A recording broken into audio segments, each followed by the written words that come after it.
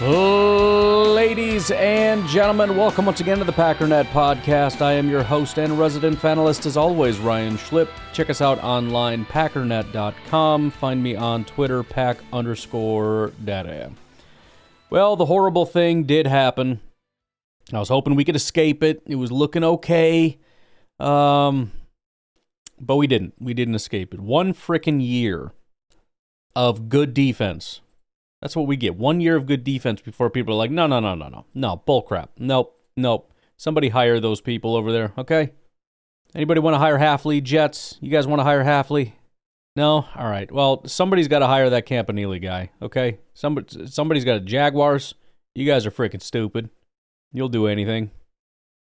It's probably a good hire. I'm just bitter. So, for those that missed it, Anthony Campanile, however, it's one benefit. I don't have to figure out how to say his name anymore.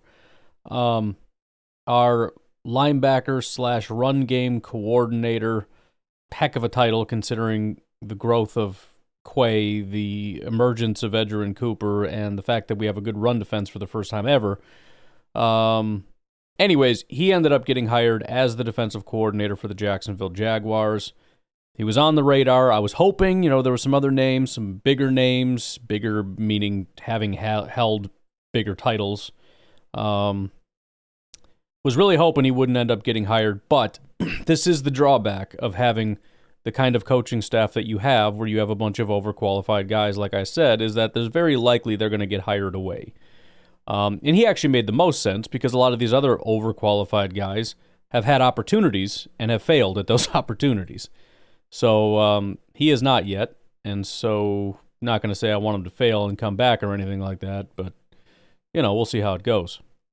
The name right now that is kind of at the forefront of everybody's mind is Sean Dugan, or Duggan, however you say his name. When I talked about all the overqualified guys, I forgot to mention Mr. Duggan Dugan, because he was actually co-defensive coordinator under Halfley at Boston College. Co-defensive coordinator / linebackers coach. Now, I'm a big fan of all these, like I said, overqualified guys. I don't know that Duggan would be overqualified for this. It might be kind of like in his wheelhouse, I suppose. I mean, I guess defensive coordinator to linebackers coach. Point is, if there's some other guys, former, defensive coordinators floating around out there, NFL defensive coordinators, I wouldn't mind if we got another one. A third one couldn't hurt. But either way, I guess is fine. I mean, it makes sense to do the in-house promotion. It would be nice to kind of look around a little bit, see what's out there.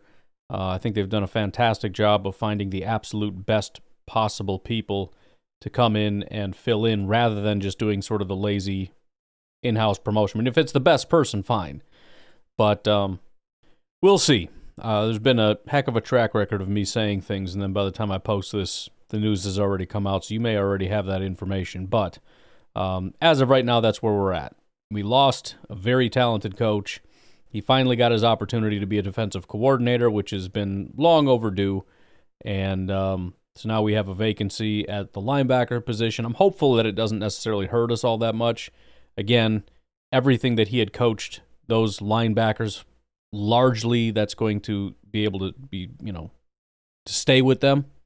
The drawback would be sort of the week-to-week stuff that these guys put in to help the guys prepare for the week coming up. But, with new coaches comes some new perspectives and whatnot, so hopefully it won't be a big, if there's any regression, hopefully it won't be very big. Be interesting to keep an eye on the Jaguars as well, because as I said, if Halfley did get hired away, I think there's a good chance he would have been our next defensive coordinator. So if Jacksonville becomes a really good defense, it's like, dang it, because we might end up losing Halfley by, this time next year, and who knows how many other on-staff people. So we'll see how she goes. It's kind of tough trying to find some other options out there. You could go with a guy, if you're looking for kind of what I've been looking for, Jim Haslett, potentially an option. I don't really know. He's been out of the league for a little while. He went over to be a head coach for the XFL, which obviously went bye-bye. At least I think it. I have no idea what the heck happened to it, but it's stupid and not a thing anymore. So if the 69-year-old wanted to jump back in, he did have linebacker experience. He was also, defensive coordinator of the Redskins from 2010 to 2014, defensive coordinator of the St. Louis Rams, head coach of the Saints from 2000 to 2005. So, I mean, the guy's got ridiculous experience. Maybe he's a little bit too out of the loop for this. I don't know. But most recently in the NFL, Tennessee Titans inside linebackers coach 2020 and 2021. Somebody else to seriously consider would be Tem Lukabu, or however you say that. I mentioned that we currently have an option for linebackers coach on our team that was co-defensive coordinator for Boston College. The other defensive coordinator for Boston College, or prior to, from 2020 to 2022, was Tem Lukabu. We had talked about him and looked at him last year as somebody that could possibly come over to Green Bay. He had spent time with Hafley, obviously. He was Jeff Hafley's defensive coordinator from 2020 to 2022. But I believe they originally met, or at least the place that they had worked together before that, was for the San Francisco 49ers. Lukabu was a defensive quality control coach for the 49ers 2016 and 2017. Hafley was defensive backs coach 2016, 17, and 18. And actually, they worked together at Rutgers. Hafley was the DB coach at Rutgers in 2011. In 2011, Lukabu was the outside linebackers coach for Rutgers. So they have crossed paths 3 different times. They worked together at Rutgers, 2 years at San Francisco, and then Hafley brought him in to be his defensive coordinator 2020 through 2022. Then he got hired as the outside linebackers coach for the Carolina Panthers. That was 2023 and 2024. That staff got wiped out. So he is currently unemployed. Now, if we have a chance to get him in as our linebackers coach, again, he was outside linebackers for Carolina, but he was the linebackers coach for Cincinnati. He was a linebackers coach for Mississippi State. He was a linebackers coach for Colgate, linebackers coach for Rhode Island. So he's done outside, he's done inside. He was a defensive line coach at FIU, quality control, defensive coordinator. So, it would be odd to be like, yeah, I'm going to go with my other defensive coordinator. But, again, this was obviously his, if you had to rank them, I mean, this is the guy that Hafley brought along with him the entire time. And it was only after Lukabu left that he went and had the whole co-defensive coordinator thing. If you're wondering about that other co-defensive coordinator, by the way, that's Azar Abdul Rahim.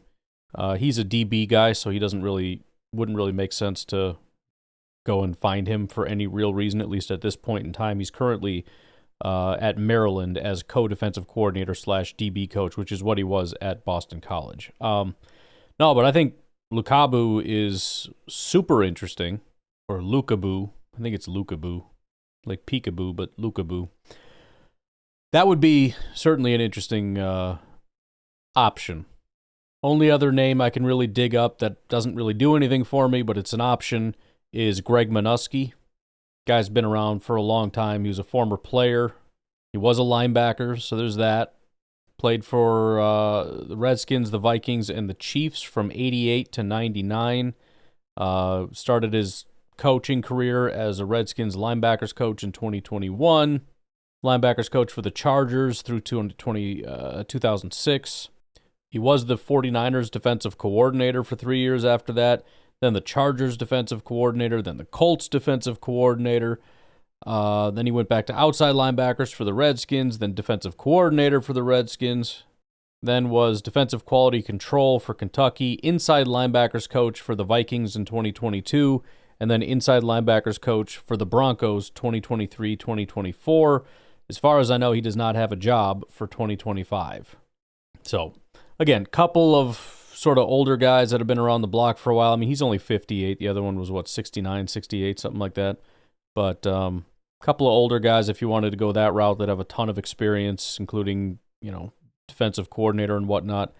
I think Sean Duggan makes a lot of sense. I think Lukabu would be probably my favorite option, but, we'll see how she goes. But that's where we sit. Why don't we take our first break? We'll come back and, do some other stuff. We'll be right back. A couple other little news and notesy things here. Davante Adams, there was a picture he showed on his Instagram, and it's of his feet for some reason, and he appears to be wearing Packers shoes. They're at least Packer colored. You might remember Davante Adams loves posting stuff on Instagram to get people all whipped up because he thinks it's funny. I would not be surprised if this was a similar kind of a thing, but if there's anybody that Packer fans want or seem to want more than Max Crosby, it's Davante Adams. So might as well mention it. Could be nothing, could be something, who knows? Probably nothing. For the NFL draft today, I think I want to take a look at just kind of a couple recaps of what's been going on. You got the bowls, Senior Bowl, East-West Shrine, all that stuff, and just try to see sort of the takeaways. First of all, from just a general news and notes kind of thing, and we had talked about this a little bit before, Shedeur Sanders may not throw at the NFL Combine, met with teams at Shrine Bowl. So it kind of mentioned some of these higher tier prospects. Not that Shedeur is necessarily on the same tier as like a Caleb Williams, although I'm sure he thinks he is, as does his dad.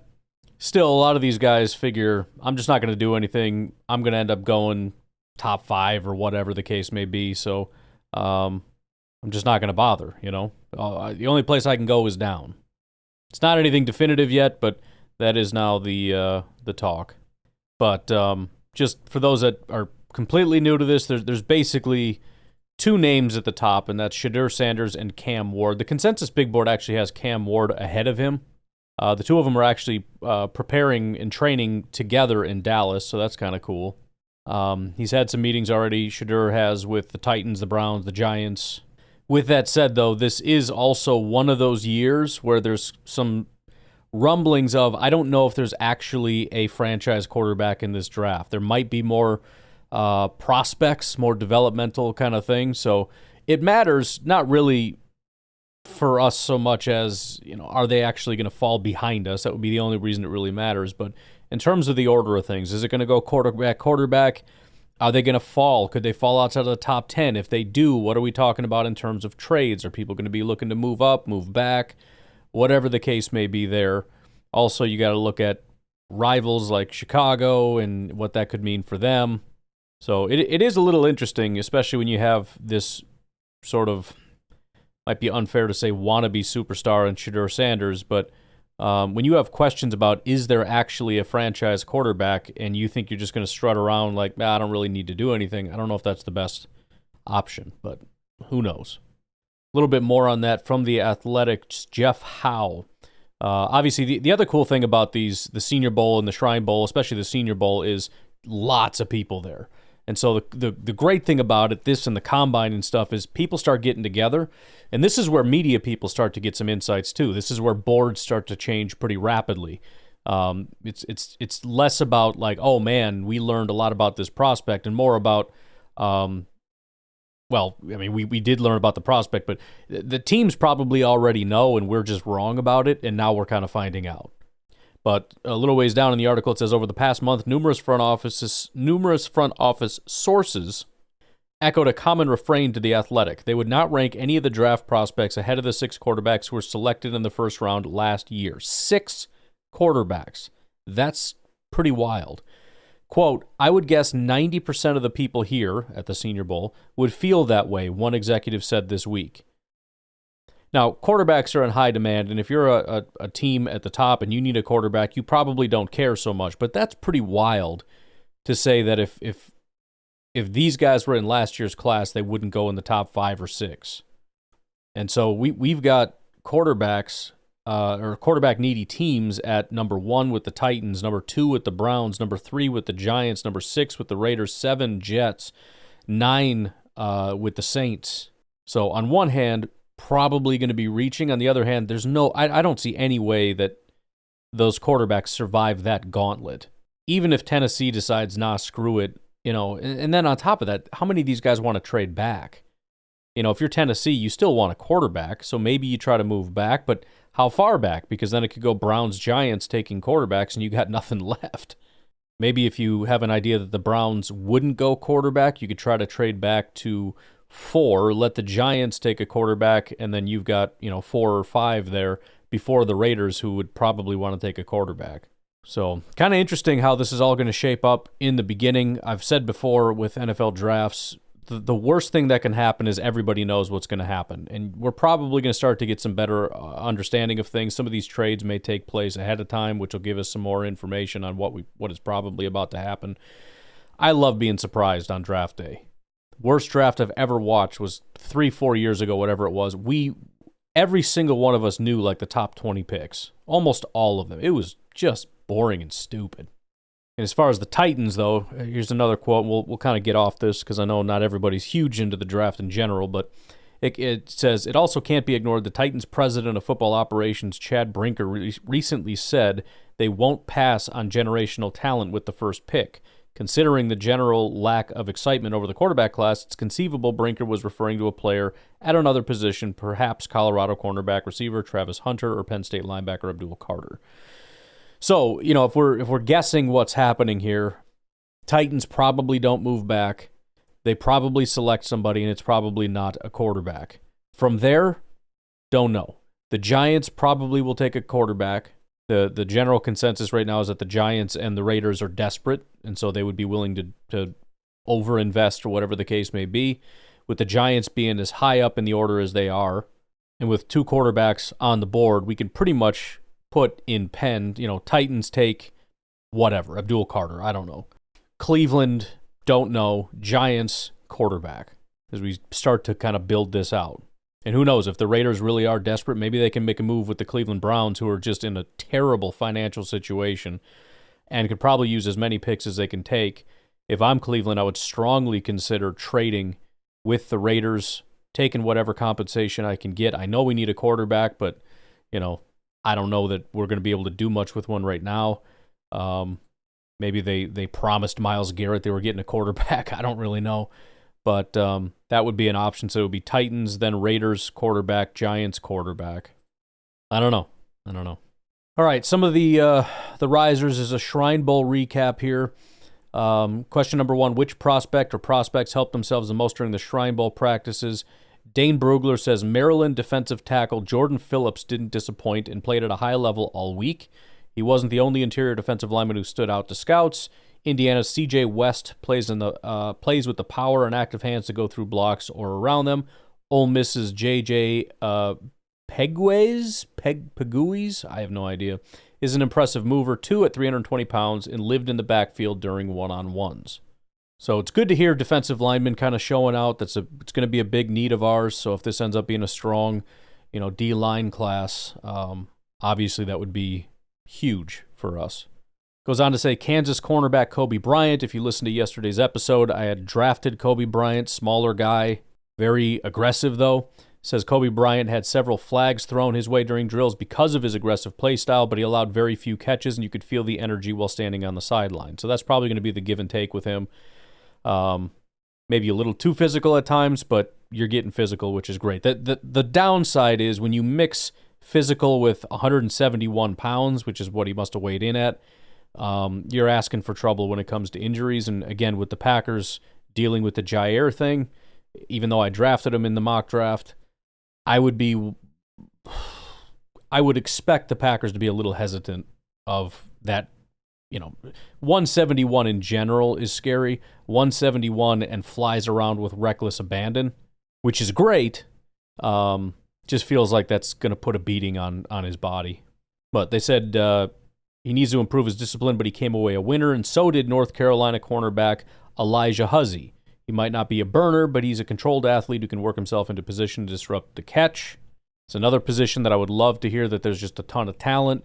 Because obviously, you if there's 1 or 2 good corners, you're unlikely to get one. But if there's 4, 5, 6, we got a real good shot. So Huzzie, as of right now, we'll see how much he kind of shoots up because of his performance. But is, according to the consensus big board, sitting in undrafted free agent territory. Asked about Shedeur Sanders. Don't really care about that anymore. Did any other quarterbacks make a statement? They highlighted Cam Miller out of North Dakota State. Then moving on to the Senior Bowl, direct your attention here to an article written by Tyler Brook. Mike Green's Senior Bowl dominance propels him into first-round NFL draft consideration. Now, according to the consensus board, he's already been there, so this is not anything new. But he did have a very good performance. A lot of turned a lot of heads and whatnot. Still considered a late first-round pick. The Packers seem to like bigger programs. Not that it has to mean anything, but you look at Mike Green, you look at Siobhan Revel out of East Carolina. As much as I like Revel a lot, you just wonder if they'd be more interested in a, Jack Sawyer out of Ohio State or Benjamin Morrison from Notre Dame, something like that. But if not, it's lining up just right. When you look at where the Packers are picking, when you look at the knees, when you look at Gutekunst seemingly desperate for that pass rush, you look at the Packers. When you look at the guys that they draft, a lot of them have ties to the Senior Bowl and performing really well there, kind of showing out. So definitely don't take your eyes off of Mike Green. That's a name that is not going away anytime soon, I don't think. And then we've got a article from Kyle Krabs, 2025 Senior Bowl, biggest risers and fallers at this year's event. First of all, the risers, another defensive tackle, Darius Alexander out of Toledo. Right now, he's sitting at 147 overall. He's already moving up a little bit. He's moved up 4 spots. That may or may not continue. Smaller school guy, but absolutely dominant. 5 years at Toledo. Grades just went straight up like a rocket, which is funny because that's, Toledo Rockets. Anyways, 47, 65, 78, 81, and 90. So those are his grades over the 5 years and how he just went straight up. 90.2 overall grade, 90.3 run defense, 77.8 pass rush, 37 pressures and 4 sacks on 329 attempts is not the greatest in the world, and you do have to take into account this is lesser competition. So probably at 6'4", 310, probably talking more of a run defender than a pass rusher. Not that he's incapable, but I would just be a little skeptical. But Kyle Krabs says he provided a boatload of pop across 3 days in practice between his explosive hands, power, and steadily more dominant pass rush victories against highly talented offensive line collection.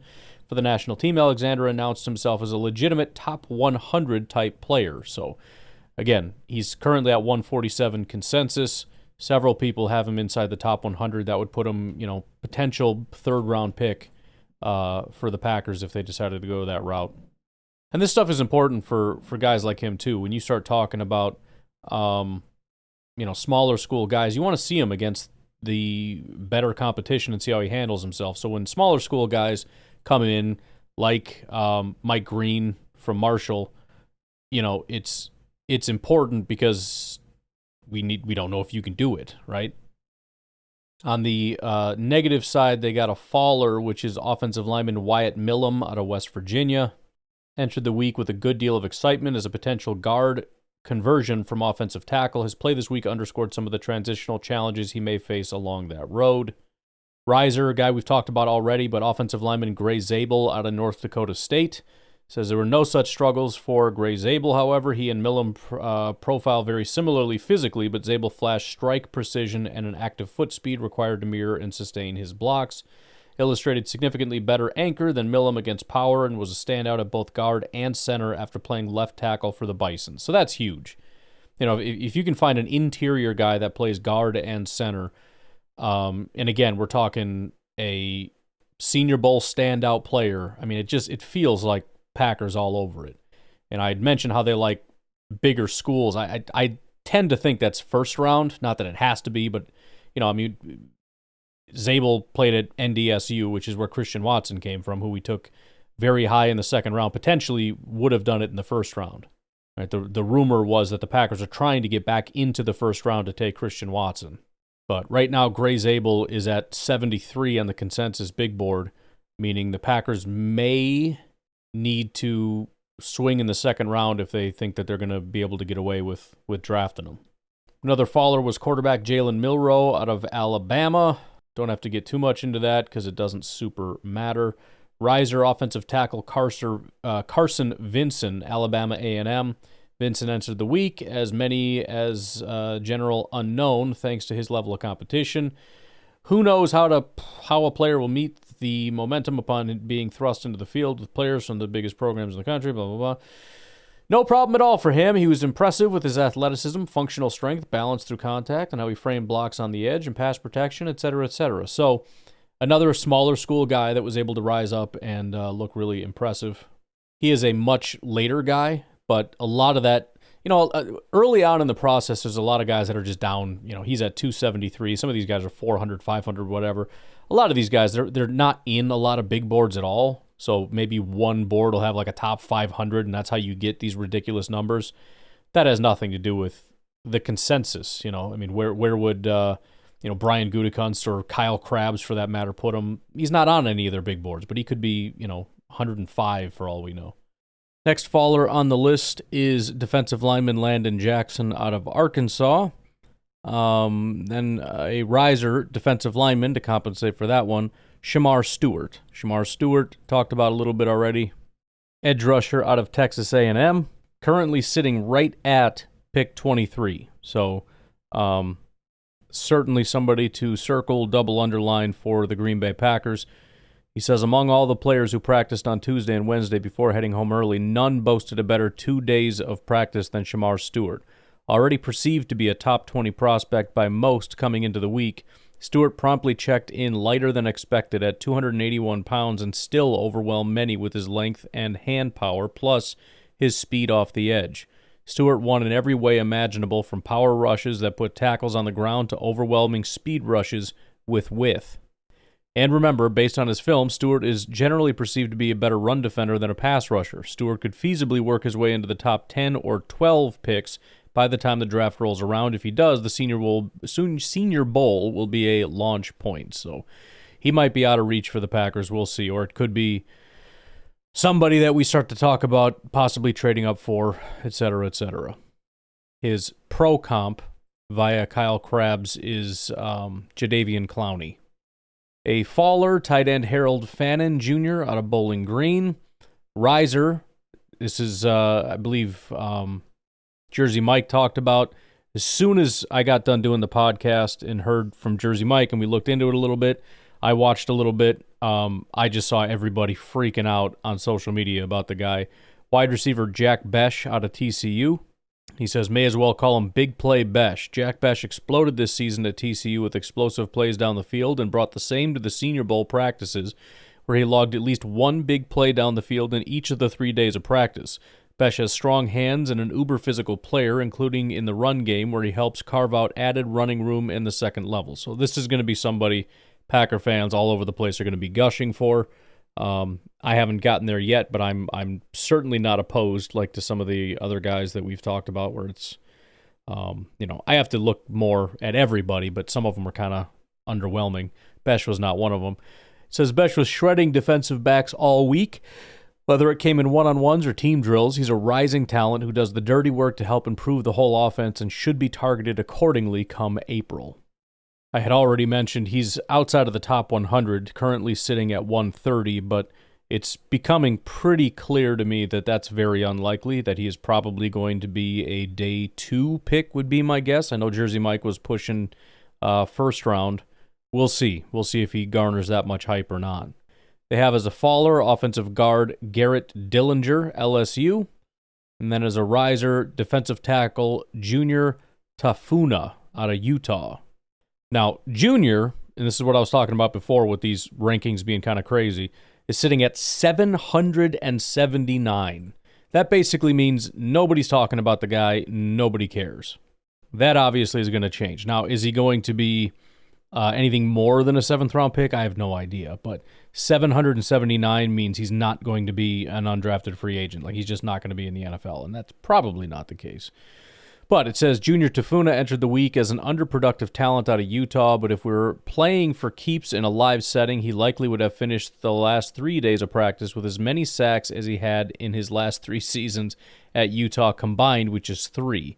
He's a twitchy, undersized spark plug who showcases quickness and super heavy hands, a delightful combination that should have him rising up the boards in weeks to come. You know who that reminds me of? Mikey Daniels. Mike Daniels I think he was a 4th-round pick. He was a little bit later. He was undersized. Everyone kind of doubted him because he was a smaller guy, but he's just a mean little pit bull. Another riser, tight end Elijah Arroyo out of Miami. He's currently sitting at consensus 114. It says Arroyo showed up in Mobile while carrying some added weight. He checked in at 251 pounds and then proceeded to showcase every bit of the same explosiveness and fluidity that he had on film at Miami. Moving as well as he did while sustaining added weight did well to change some of the perception about how much of a finesse player he is. Given Arroyo's explosive speed ability, ball skills, and fluidity at the top of routes, look for him to be a buzzy riser among the top 5 tight ends eligible for this year's draft. So right now on the consensus, he is close to top 5. They have him at 6, but again, that's, as he's saying, kind of a buzzy name to keep an eye out for. Watch him to kind of climb into that top 5 conversation, which is a pretty big jump because number 6, Arroyo, is at 114. Gunnar Helm is currently number 5 at 84. So if he were like, let's say, the 4th best, that's where Mason Taylor is at 79. I mean, you're pushing into, day 2 conversation here as opposed to being 114. You're obviously further down. But right now it's Tyler Warren, tight end out of Penn State. He's at 14. Colston Loveland is number 20. Then Harold Fannin, 55, Mason Taylor, 79, Gunnar Helm at 84, and Elijah Arroyo at 114. So there you go. That is, again, compliments of Kyle Krabs, one of the better NFL draft follows. If you're not following him and his work, he's now over at 33rd Team, which has assembled a pretty solid team over there at 33rd Team. Finally, before we move on here, I want to get caught up on the Easton Butler list of people the Packers have followed, which at this point is becoming kind of useless because the answer is they've met with everybody in the world. But a couple other names from the Shrine Bowl. You've got kicker Andy Borregales, which is actually something to really consider. I know we have a kicker that we like. He's also, to that age, kind of like with Mason, where you start looking for replacements. So it's not impossible that they start looking. Obviously they're always going to be bringing in competition and whatnot, and who knows, they might actually come across somebody that they want to invest in. I don't know. Safety R.J. Mickens out of Clemson. And then the Senior Bowl. So big list from the Senior Bowl. You got UCF cornerback B.J. Adams, Oklahoma State linebacker Nick Martin, Ole Miss defensive tackle Walter Nolan, Miami offensive lineman Jalen Rivers, Minnesota edge rusher Ja Joyner, Bowling Green tight end Harold Fannin, who we just talked about, Florida kicker Ryan Fitzgerald, so another kicker, Kansas State corner Jacob Parrish, Central Florida corner Mac McWilliams, Louisville corner Quincy Riley, a couple of Iowa State guys, both of them wide receivers, Jalen Noel and Jaden Higgins, Minnesota linebacker Cody Lindenberg, Ole Miss edge rusher Princely Uman Malin, Florida linebacker Shamar James, Virginia Tech defensive tackle Anias Peebles, who also I've heard a little bit about, and Ole Miss cornerback Trey Amos, who is another name that's starting to, starting to hear more and more. But all right, why don't we take a break? We'll come back, and I want to kind of do a little refresher, and this is going to be a refresher of free agency. So kind of the current list of free agents that are available, because again, there's a lot of talk that in just sort of generalities of we got to go get somebody, we got to get a guy. Well, here's the list, so we'll see. We'll take a break. We'll be right back. All right, so let's take a look at there's a ton of free agents here. We're obviously not going to go through all of them. There's got to be, 50 just edge rushers, maybe even more than that. But we'll just look at the top guys here. As has been discussed, and remember, these are free agents, so Max Crosby is not on this list. He's not a free agent. That's just a possible trade candidate. We might look at that tomorrow. The one guy that has come up plenty of times is Khalil Mack. The question with him and a lot of these other guys, in fact, pretty much all the top guys who are in their 30s, is do they have more time? Can I get not just 1 year, but 3 years out of you? Do I think that you're going to make it that long? Can you make it 2? What do I think I'm going to be able to get out of you? Because it does, I mean, even if they were 25, they're 27 like Crosby, for example, there's no guarantee they're going to be here their entire careers. You figure you got however long the contract is minus the funny money. I mean, you give them a 4-year contract, they might be here 2 to 3 years, depending on how the situation goes. But that's, I mean, look at these free agents. They've all been bouncing around constantly. So you're asking, can I get 2 years, 3 years? Maybe if things are going great, do I think I can get 4 years out of you? Now, my honest opinion on Khalil Mack is yes.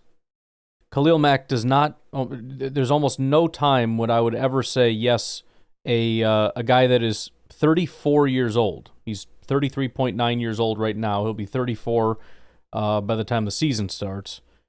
Almost never would I say that I think a guy like that can do it. However, I think Khalil Mack is sort of a Julius Peppers type. I think he is just has different DNA. I think he's a freak of nature. He's always has been. It's why he's come in and dominated since he was a rookie and has really never had a bad year with the exception of the 1 year he got hurt. And he almost never even gets hurt. He got hurt in Chicago in 2021, struggled the next year, which was his first year with the Chargers, and also his first year coming off injury. But immediately after 2023, he bounces back, one of the best pass rushers in football. 2024, still dominant. Now, if they disagree, and you could certainly argue that, he did have some injury issues. Week 10, he got injured, and you could see the production dip afterward. He still had a 90 PFF grade, but after week 10 or at and beyond week 10, there were definitely a lesser version of Khalil Mack. Now, maybe it's one too many dings and enough is enough and I don't really trust it and whatever. That's fine. I don't mind that assessment. I'm just saying I think it's entirely possible that a guy like Khalil Mack can, continue to play beyond his mid-30s. 34, 35, 36, possibly. I think it's there. 40, no, but somewhere in there, I think he can play. And I think very similar to Julius Peppers, it's just a matter of, I have alien DNA. It's just a matter of how long do I want to put in the work. As long as I condition my body, as long as I stay, as long as I'm still working out and I'm doing all the things, like my body will be able to keep up. It just doesn't deteriorate the way it does for a lot of other people. So as long as we think Khalil Mack is that dude and we think he's still willing to put in, that's going to be a big one too. How much passion do you have for football?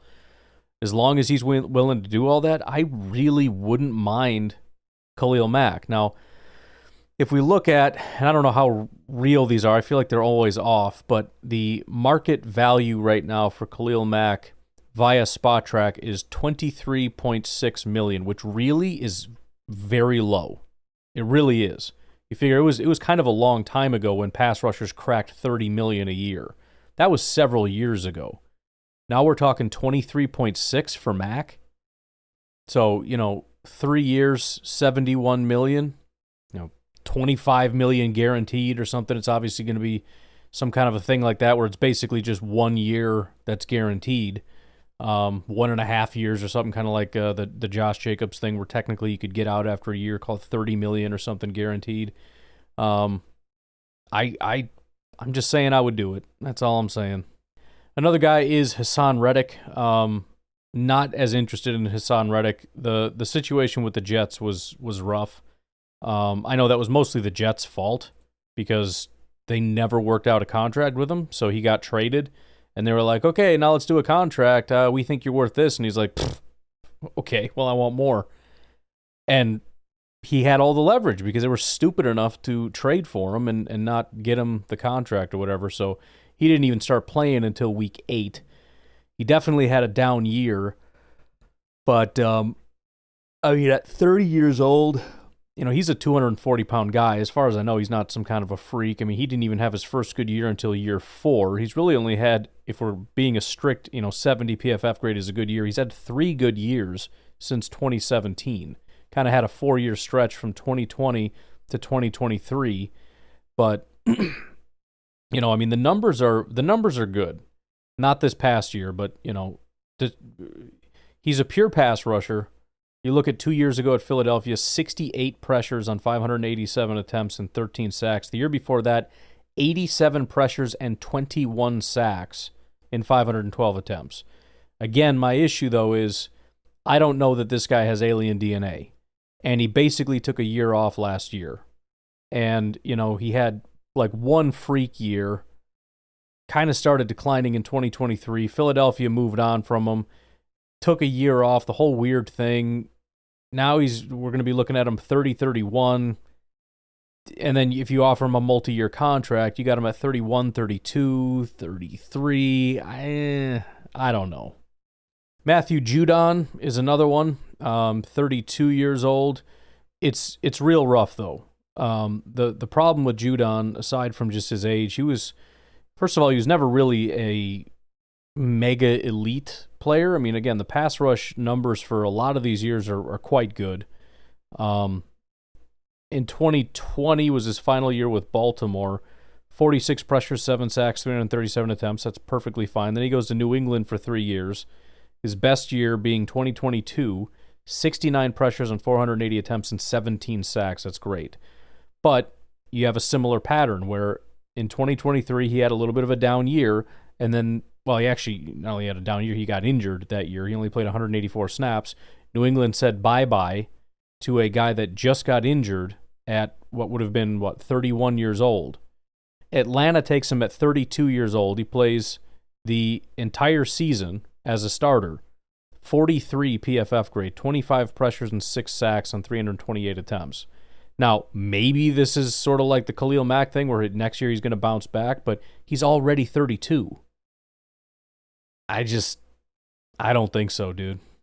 Then we have almost 33-year-old DeMarcus Lawrence, another real iffy one. I don't know that it's impossible that he would kind of be in the freak category. 6'3", 265. I mean, the guy he's certainly built like a beast. Pretty much came in as a rookie and was pretty dominant. He didn't play a ton of snaps, but he's graded out fantastic. Ever since he became a starter, which was in year 4, or actually year 2, they kind of let him do it. But year 4, 90, 90, 90, 90, 90, basically 90 every single year. He got hurt this past year, only played 4 games. So it's probably going to be a no at 33 coming off an injury. But if he can get back to just 2023 in Dallas, 91 PFF grade, 92 run defense, 79 pass rush, 48 pressures on 401 attempts, just 4 sacks. Everyone's going to look at the sacks and say this guy's washed up. But really, elite run defender, solid pass rusher. But, he's not really a double-digit sack guy. He never really has been. He only had 2 years of double-digit sacks, and that's PFF sacks. I don't even know if they would be official double-digit sacks or not. So that would annoy everybody right off the bat. He's more of a run defender. And again, 33 years old coming off an injury, probably just not the best. Finally getting a little bit younger, we've got 27 going on 28-year-old Josh Sweat. Philadelphia has been doing a lot of good stuff, obviously. We'll get a chance to see him very soon here in the Super Bowl, unfortunately. He's been a solid player, not an elite player, but a solid player for quite a while. The pass rush numbers have been above 10% since 2021, and in that same span of time, and this is about the time he became a starter. 76, 84, 67, 71 have been his overall grades. He did have 15 sacks in 2022. That was kind of his big year, I guess. 51 pressures on 417 attempts and 15 sacks. I'm a little bit more iffy on it. I like the fact that he comes from Philly, so he's kind of got that dog, that mentality that we would obviously want to bring here. He is currently playing outside linebacker, but as early as last year, he was playing as a down defensive end, so that's really not an issue for him. In fact, you could argue that it's significantly better. He had 59 pressures this year. Last year, 70 pressures with a little bit more attempts, but not that much. So you could argue he's better as a down defensive end. I'm not in any way opposed to it. I'm really not. Is this the slam dunk home run can't miss? No, it's not. But for $19 million, which is what they have him at, 18.8, remember, we paid Za'Darius in 2019 something around this much, 17, 18 million. I don't remember the exact number. So this would be a significant decrease, considering, the year that it is. So again, if you offered him a 3-year deal, you're looking at about $56.5 million for Josh Sweat. That would take him until 30, 31, 30 and a half. Again, it's not the A+ slam dunk guy, but it's not bad. And it doesn't look like he's really missed time for injuries. So he's been healthy, played for one team, played for a good team. 4 straight years of beyond 10% sack pressure rate. I'm not really opposed. He's more of a pass rusher than a run defender, but I don't know that there's going to be a lot of complaints about that. Another guy that's significantly younger, and again, I was interested in this guy a long time ago, is Chase Young. Chase Young has familiarity with Hafley. I mean, Chase Young became a superstar when Hafley got to Ohio State, and then he came to the NFL. He went to Washington, was elite day one in Washington, 87 PFF grade as a rookie, 83 run defense, 76 pass rush, 80 tackling. But the pressure rate was not fantastic, 42 pressures on almost 500 attempts. The next year, his grades dropped. The run defense stayed high, but everything kind of went down a little bit. 24 pressures on almost 300 attempts and just 2 sacks. That's obviously not great. He's played about a half a year due to injury. Washington, year 3, only played 114 snaps. Grades again went down in the run defense, down to a 74. Pass rush went down to a 63. Had 7 pressures and 0 sacks on that season. Then he did a split year. He was with Washington and got traded to San Francisco and had probably his best, it was by far his best pass rush year. His run defense continued to go down. It went down to a 63.5, but his pass rush, 74 pressures and 11 sacks on 573 attempts. So he found his pass rush. The run defense got worse again the next year. He played for New Orleans. 54 run defense grade. So he went from an 83, 85, 74, 64, 54, like just plummeting. But the pass rush kind of stayed up. The grade didn't, but 66 pressures on 482 attempts and 7 sacks. He kind of found his legs as a pass rusher. And again, working with Hafley, I have to assume is going to be a massive benefit. So look, I think, let's take a look here at his market value. I mean, the guy is 26 years old. I'm trying to think of an appropriate way to say it. Gutekunst would be very excited if he believes that this guy can be a really good football player at just 26. $17.5 million is what the market value is via Spotrac. So you could offer him a 4-year, $70 million deal with 17.5 average guaranteed or average salary. And again, 1.5 2 years of actual guarantees. The guy was a number 2 overall selection. He is a freak. There's no doubt about it. He's an absolute freak. But somebody's got to harness this guy a little bit. He came into the NFL as one of the best run-defending edge rushers for 2 straight years, but dealt with a lot of injuries for 2 years, 2021, 2022. He's been healthy 2 straight years. He's been a really good pass rusher 2 straight years. The run defense went right out the door. Obviously, they're training him very differently. But New Orleans, he's playing as a down defensive end. Again, 66. What is the pressure rate on that? 66 divided by 482 is almost 14%. That's a real good number. It's 13% the year before that with 11 sacks. In fact, even with the injuries and stuff, it looks like it went up every single year. Let's see, 42 divided by 490. So his first year was 8%. The next year, even with the injury, was 8%. Then it was 11%. Then 12%, then 14%. So, they had an opportunity to get him last time around. There was the Hafley connection last year and everything else. I tend to think they're not going to do it. Again, they had the opportunity and they passed on him. Or maybe they didn't pass on him, they just didn't get him. I don't know. But I thought it was going to be a really good fit. I thought it was going to be a real chance that we could end up landing him. And we didn't. So I just tend to think that it's probably going to be something they're really not interested in, but Who knows? There's plenty of other guys. I'm not going to go through all of them, but Charles Omenihu is 27 years old. Jerome Baker, 28 years old. Marcus Davenport's been bouncing around a ton. He's 28. Dietrich Wise, 31. Foley Fatukasi is 30. Kaiser White, 29. Down and down and down we go. Plenty of bodies. How many of them actually have the potential to come in and make a real big impact? Probably not a ton. At center, you got Ryan Kelly from Indianapolis. He's 32 years old. I think he's a good football player. It's just a question again, how much runway is there? How much can he actually continue?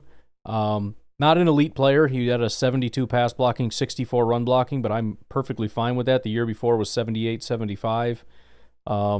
He's been pretty up and down, but I mean, his worst year ever was like 58, 57.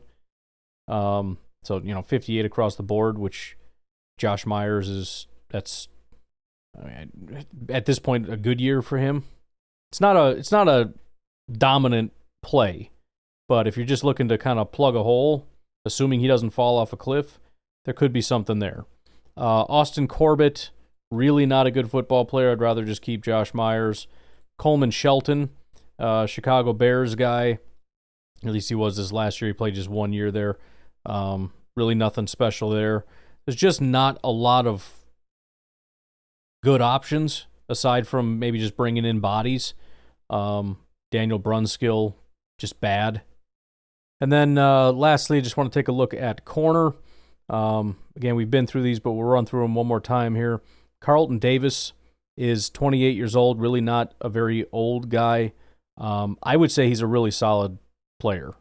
He's just not bad. His coverage grades his entire career have been 60, 72, 64, 74, 65, 63, 72. It's not great, but it's a very solid floor. At worst, he's going to be fine. I don't have an issue with that whatsoever.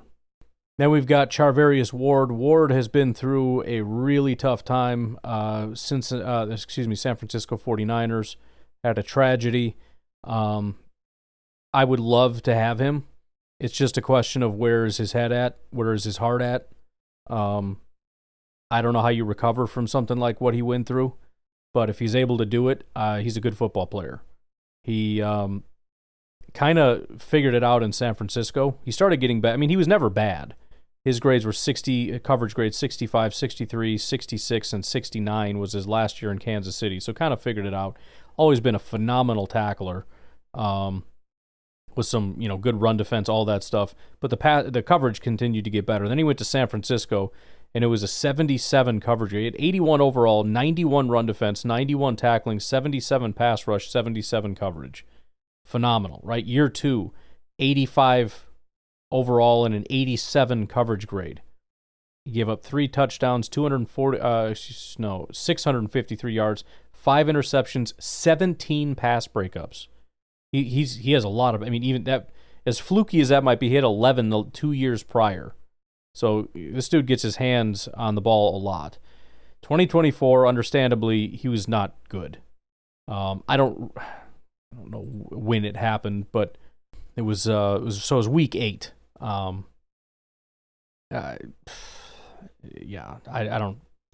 don't know. He didn't have a lot of good games after week 8. He came back week 13. I give him a lot of credit for being able to come back to a football field that quickly. So that would be where I'm at. If his head and his heart are in it, and we can kind of evaluate him to that extent and determine that he'll be okay, I would be on board. But I don't know. I don't know if I don't know if he'll be the same guy again after that. DJ Reed, I think, is another interesting option. Only 28 years old, so he can give you several years. Solid cover guy for years, since year 2 for him. And even that, he wasn't really a starter. Year 3, he went to Seattle. So he was in San Francisco for 2 years. They never really gave him much of an opportunity, despite the fact that his second year, only 90 coverage snaps, but 80 PFF grade, 75 overall. They ship him off to Seattle. They're like, oh, we'll let him play. 75 overall, 71 coverage grade. Year 2, same thing, 75. Gets shipped to the Jets. I don't know. It's weird. Sometimes this happens. I don't know if it's personality stuff or what. A lot of these guys, they grade out well, and they just keep moving on. But 3 years with the Jets, 73, 77 coverage. 78 the next year, 79 coverage. And then this past year, 71 overall, 70 coverage. Now, the problem is his first 4 games are good. After that, he really never had a good game. It's just that the rest, this kind of carried him. So I don't know what exactly happened. Actually, let me just look real quick and see if there was some kind of an injury or something. Yeah, he did. So he actually had several injuries. So you can see, again, the first 4 was actually the week 5. So he didn't play week 2 because he had a knee injury. So he plays week 1, he was good. Week 2, he has a knee injury and can't play. Week 3, he comes back, still good. Week 4, still good. Week 5, still good. But he had a groin injury in week 6. Goes out week 6, doesn't play week 7. Week 8, and pretty much for the rest of the year, you can see that he just was not himself. He was battling that. And then even week 15, right, Reed was downgraded to doubtful ahead of the game against Jacksonville due to a groin issue. Yeah, the same groin issue. So that explains. And he still had a 70 grade. That's how good he was the first 4 weeks. But yeah, he had a groin issue, and it just hurt him the rest of the season. Assuming this isn't some kind of a long-term issue, if he can get in the offseason, get fully rehabbed, and get healthy, I have no issue whatsoever with DJ Reed. If you look at 2023, he's another one of those guys too, where it's not every day is going to be a good day. But when your worst day is a 54, and it's 2 targets, 2 receptions, 14 yards, is another game, you get a 53, 2 targets, 2 receptions, 28 yards. I don't care. I don't care. So, yeah, I'd be on board with Reed for sure. Couple other names, Jonathan Jones from New England, Byron Murphy, he's 31 by the way, Byron Murphy, 27, coming from Minnesota, Jeff Okudah. Jeff Okudah is another one that I had been talking about as a possible reunion with Hafley. Okudah was pretty solid. Actually, it might have even been Okudah that I was thinking of. As far as really wasn't very good until Hafley showed up, kind of made him a star, and then he goes to the pros and just kind of went down the tube. So if the guy can thrive anywhere, it might be in Green Bay. But again, they had that opportunity last time around and opted not to do it. I'm just curious real quick. I want to see how Jeff Okudah did this past year. 2024, not good at all. So he's he was a number 3 overall selection and has really just not been good. He didn't really play. He also was suffering through some kind of an injury. I'm not going to look it up, but he didn't play until week 11. So, he's 26 now. He's played for 5 years. He's never had a good year. He's had 2 years, 3 years maybe even, of injuries. Definitely 2. The year 1 might have just been him not being good enough. I don't really know, but he only played 460 snaps. So probably not. So lots of options. Very difficult to determine, what would work and what wouldn't. It's very easy to see how any of these guys could end up being solid players, and it turns into obviously. Whereas on the other hand, you could definitely see where you take a swing at some of these guys and it just blows up in your face. But again, I do anticipate the Packers being somewhat active. And by the way, a lot of these guys are going to get re-signed. So that's the other thing. At some point or another, these guys are going to come to contract extensions, and that'll just be completely off the table. Anyways, I think that's enough. If you have any specific questions or other names that you want me to look into, you can feel free to call in. But otherwise, you guys have a good rest of your day. I will talk to you tonight, tomorrow, whatever. Have a good one. Bye-bye.